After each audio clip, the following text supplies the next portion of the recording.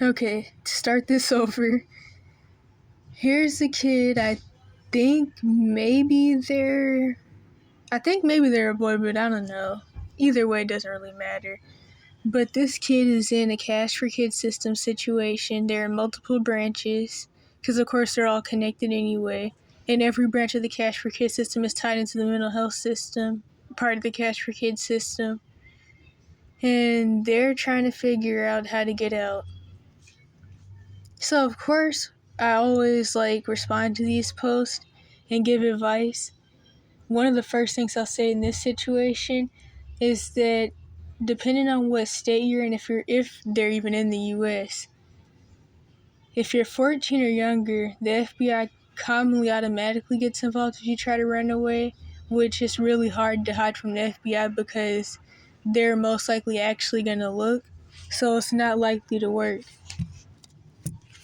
But depending on what state you're in, I think it was either Virginia or West Virginia, if you're a repeated runaway, they stop caring once you're 12. I mean, of course they don't care in the first place, but they'll stop looking anyway.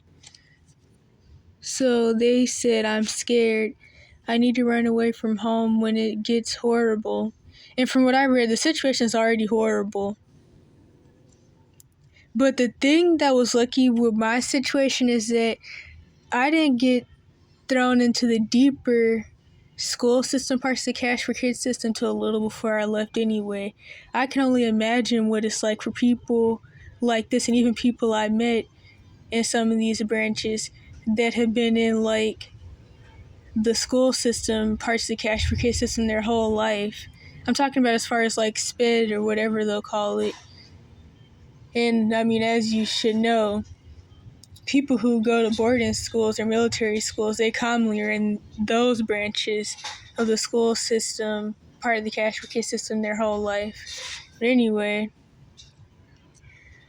but I don't know where to go because I'm afraid the police will find me and throw me in the mental hospital so they could drug me and treat me worse. Which they already told me that they've already been put on Zoloft, Risperdal, which I think is also called Lamictal.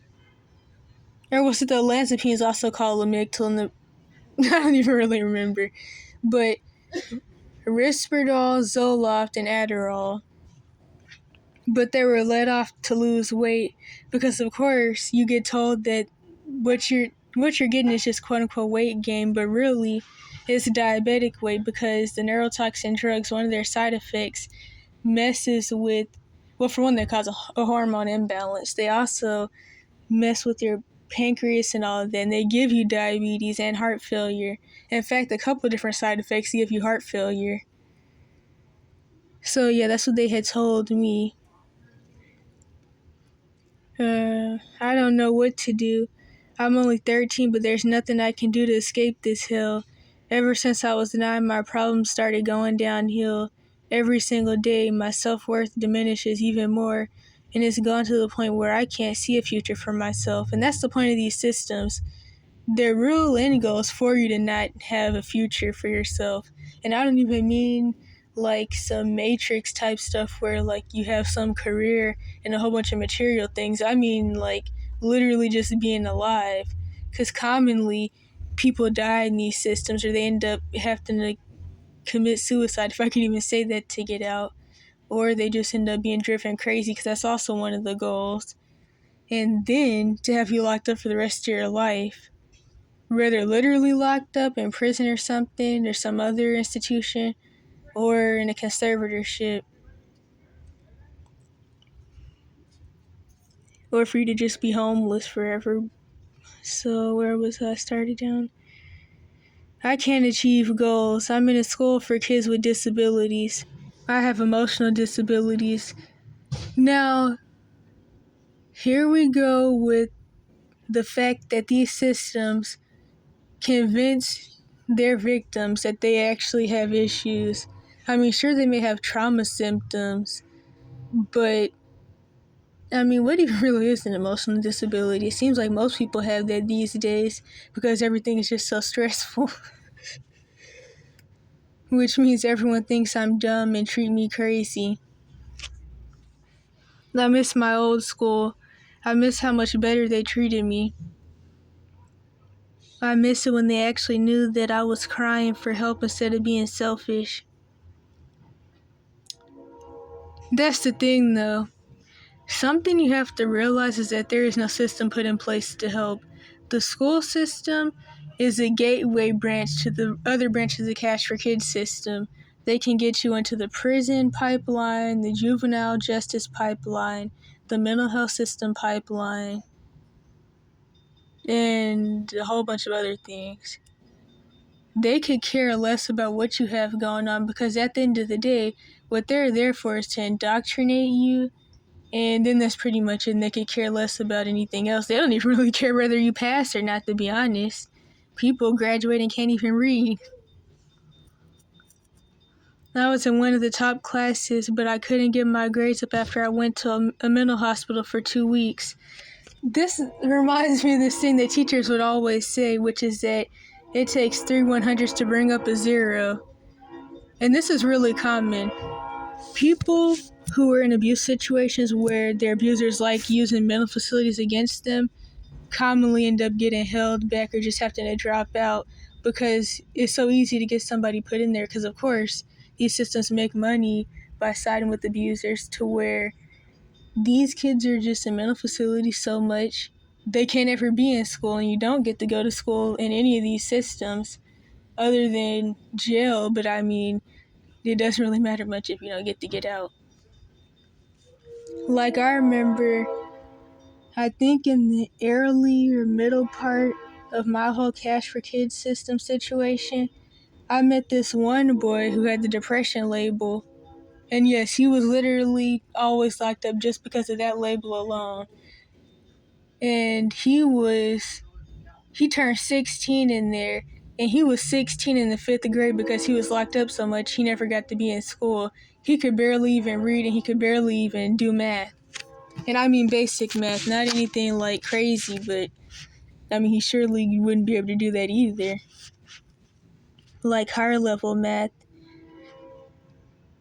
And mind you, 16, you're definitely supposed to be in some grade in high school. Can't even remember, even though technically it wouldn't have been that long ago for me. Honestly, I think if I would have got to go to school, I'd maybe still be in school. But yeah, so that's what they do. Also, when you're in abuse situations where your abuser is really sabotagey, it's really common for you to be in AG classes or for you to get told you're supposed to skip a grade and or be an AG, but your abuser will sabotage that and then throw you into some special ed placement. I typed more in this post but deleted it because I didn't want to sound edgy and dumb, so I'm basically going to tell you my current situation. To explain briefly, I have autism and ADHD, as they told him or her anyway, alongside with a few other disorders. Therefore, I have a hard time achieving goals and making friends. For one, you have a hard time making friends because of your situation and the trauma and the isolation you go through when you're thrown into these placements. Because the thing is, people who actually have the autism label and agree with it or went out seeking to get the label put on them, they seem to do pretty well making friends and stuff compared to me or anyone else I know who's had that label or really any other label thrown on them. It's just a situation. I mean, what does autism really even mean anyway? Because it's 30 different things. But I highly doubt this person even really has that or the quote-unquote ADHD. I mean, none of that stuff is even really that real anyway, but... And also, I didn't read this. I have an extremely short temper when I perceive someone as being rude to me when I'm obviously stressed. Honestly, this and some other things that they describe somewhere in here just sounds like the usual, what is it called? What do you call it when you... Reactive abuse. Sounds like they're going through a lot of reactive abuse, which is really common in the Cash for Kids system because basically what they do is they harass you until you react to them. And then they gaslight you by telling you, see, this is why you're locked up in here. You have to work your way out and all that stuff, which I literally used to have nightmares of people telling me I have to work my way out. But I'm not going to go into that. But that's what they do. And they're probably also maybe getting bullied or something, but, well, no, maybe not, because they said they're in a school for people with quote-unquote disabilities. It could be kind of different if you're in like a placement in the middle of a regular school, which I call those humiliation rituals pretty much, where the teachers or the staff in the placement you're in will like drag you around the school pretending that you're like quote unquote handicapped or something in front of the quote unquote normal kids in general ed or general population or whatever they call it. And a lot of people don't know this, but even AG is special ed. It's just another branch of it. That's why they're also commonly isolated and sitting in trailers all day. Okay, my phone screen is broke, so I can barely see half the screen. I don't want to go to any institution because people there are so ignorant and ableist, or however it's pronounced, that I feel like slitting my wrist. But I can't do that because I'll be punished for having feelings. Most recently, honestly, they probably really want to do that because that's one of the neurotoxin drug side effects. Most recently, yesterday, I got into an argument with the staff at school over some stupid stuff, and basically the whole time she was being a bee. I needed to see a counselor, but she was busy. She refused to let me in the space to see a counselor. I'm assuming she's talking about the teacher. This is really common. Well, at least that's what I experienced, but I don't know. The placement that I was in, the Jim Crow, whatever that thing was called, the self-confined that my mom got me put in, it was really weird. It was really, really weird. I remember the staff wouldn't like let us in the building or talk to the other staff, even the counselors and the school nurse, because they were so worried about somebody snitching about their abuse. So I'm assuming this is a situation like that. I remember the staff would lie to me and even my mom and claim that they weren't a part of the school, they were just on their campus, but that wasn't true, which I found that out after a long while. Okay, I'll be punished for, wait a minute, I was definitely lower than that school counselor, but I got even more scared, nearly having a panic attack and trying to be calm. And that's how these situations are. You're constantly walking on eggshells with all these different abusers, enablers, and flying monkeys you have to be around. And another thing is, when you're in the Cash for Kids system, you're commonly really isolated and you're only ever allowed to be around abusers. So you can't really get any outside input about the situation, how other people see it. And of course, people are always quote unquote minding their business and worried about them and theirs. So even people who do notice what's going on probably won't tell you, or they won't want to talk about the situation because quote unquote it's none of their business and all that. She decided that I needed to return to class even though I was clearly effing stressed. She was going to put me in an empty room, but she forced me to go to class. I wonder if it was one of those like solitary confinement rooms or the padded rooms. In fact, in some special ed schools or classes, I've heard that it's still a thing for them to like lock people in boxes and stuff. And then there's this other thing that they would do, probably still do. I know they still do in some countries where like you have to kneel on frozen peas in a box. Trying to remember where I was at. I got so mad I smashed the wall glass and everyone started looking at me and getting closer to me like I was effing crazy. That's what they do though. It's all reactive abuse. People keep doing things to you over and over again, and then whenever you have a reaction, they try to like blame it on some label and they tell you that it's because of your quote unquote disability and because you're handicapped and all that stuff. All it is brainwashing. It's mind control. All of it is mind control. That's all it is. This isn't my first time that it happened, and I feel effing terrified and enraged when that happens. And that's another thing. What this does is that it gives you multiple personalities. The reactive abuse and just the trauma in general. And so sometimes you'll do things that you usually wouldn't do because of all the stress you're put under by all the different abusers you're around. The moment I snapped her image of a sweet little girl turned to 180. First of all, they don't care who's sweet or who's not sweet. Really what they want a whole bunch of Manchurian candidate criminals. That's what they're trying to create. I was no longer a person with feelings or a person at all. Not only to her, but with every single one of staff in this school. Something that is good to keep in mind is, dang, I don't even know what I was about to say. So let me just keep going. I kept cursing her out and I begged her to get the F away from me, but she thought I was going to fight her. I didn't want to. I hate when people do that, when they do stuff to you and then they start acting scared, even if you could just say something to them about how what they did or said was wrong, and then they'll start acting like you did something for them to be scared of you. It's really annoying. I mean, even with the glass punching thing, it's just mind control. All I could really say about it. So I ran to the nearest empty room and I closed the door.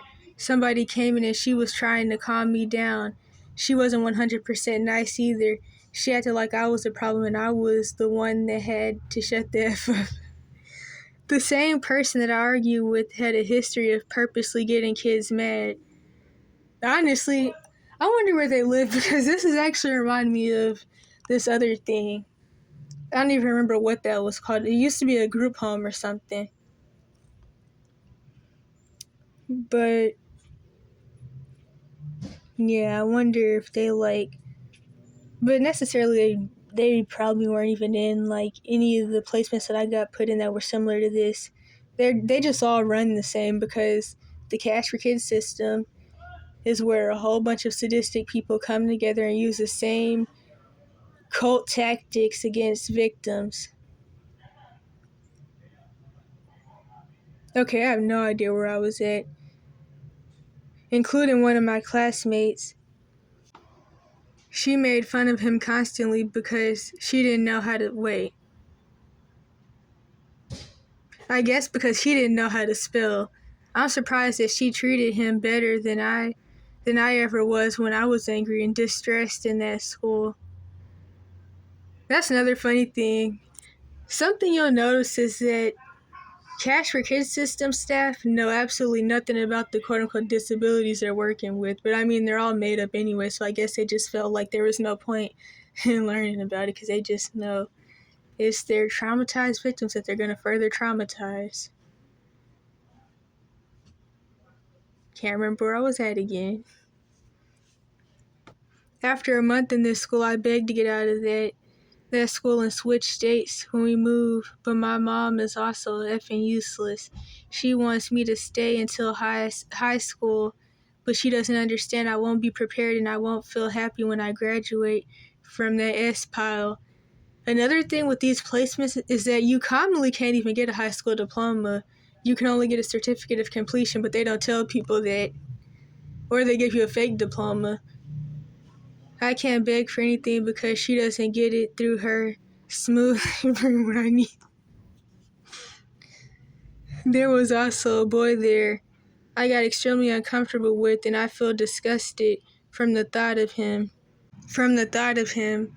He's so effing ugly that I wish that there was more that could like me besides stupid guys and autistic girls. I've been abused, ridiculed, left out, treated like a dog, sent death threats, and abandoned by my own father. He still tries to contact me every 6 months or so, but he never pays child support or actively tries to get in my life. The bus ride home, I forgot my tablet and charger at the school, and I was also planning to slip my wrist when I got home, but I couldn't because I was so afraid of being thrown in the mental hospital and abused all over again. I'm just so tired of being crazy. Quote unquote crazy. Really what they're tired of is being abused and gaslit. I'm not even quote unquote normal on Reddit either. I try to vent and people are treating me like S. Honestly, support groups, I already talked about this in the videos I had made a while back about why I got off Reddit before I got back on there again. But support groups are only good for so long, and then after that you realize how toxic they are and how messed up the whole app is and who really runs it and why. But I'm not even going to get into all that. I don't have any other family to run over to, anyone to talk to. Nobody fully believes me. They're either getting paid to do it, rely on toxic positivity, or blame me for everything. And that's what's always going to happen in situations like this, sadly. That's how it goes. And it's not that people don't believe, like I found it. It's really just that people don't care, and some people pretend that they don't believe you, even though this happens literally every day, all day to plenty of people. I'd say maybe even maybe most people in some way. They go through some part of these systems, even if not the cash for kids system ones, the ones for older people. So people don't not believe you, they just don't care. And they just want an excuse to not do anything. So they'll tell you all types of things. And the toxic positivity, people will tell you things like you're beautiful, keep smiling, thinking of something else. Don't be a Debbie Downer. It all gets better. I mean, it can, but not in the situation. Trying to think of something else stupid that people say.